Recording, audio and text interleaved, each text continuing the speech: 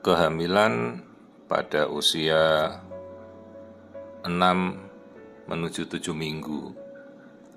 Jadi sebelum kita menentukan usia kehamilan pasti, pastikan dulu bahwa si ibu itu haidnya teratur. Jadi kita bisa memprediksikan usia hamilnya dengan tepat. Tetapi kalau usia hamil dari ibunya tidak diketahui, maka kita harus melihat dari pengukuran kantung kehamilan atau gestational sac. Jadi ini yang kita lihat, kantung kehamilan yang kemudian kita ukur ternyata usianya sudah memasuki minggu ke-7 ya. Hanya apapun itu, baik siklus haid teratur ataupun tidak, yang kita harus pahami juga ciri-ciri dari kehamilan yang berkembang ya. Jadi kalau awal 4 minggu baru penebalan selaput endometrium atau penebalan selaput lendir rahim ya. Kemudian kita kontrol misalnya seminggu, 5 minggu baru kantung kecil, paling kantung baru sekitar 2-3 mili terlihat di dalam rahim di antara penebalan selaput lendir.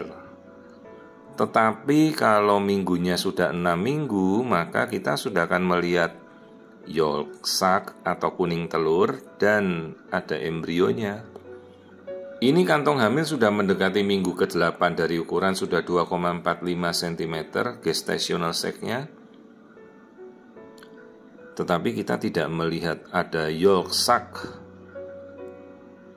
dan apalagi janin ya. Jadi kalau struktur itu jangan terbalik-balik. Jadi sebelum embrio muncul, akan muncul dulu yolk sac atau kuning telur, egg yolk.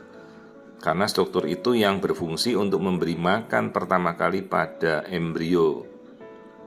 Padahal embrio di usia 5 minggu 3 hari itu sudah akan terlihat. Dan yolk sac harus dari awal kantung kehamilan muncul.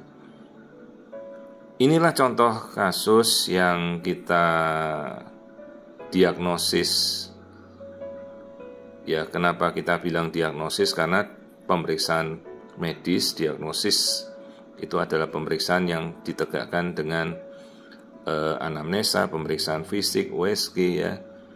Jadi tolong kalau kita menjelaskan bukan diistilahkan vonis ya, dokter tidak pernah memvonis, namanya diagnosis. Jadi diagnosisnya adalah kehamilan kosong atau kehamilan yang tidak ada isinya.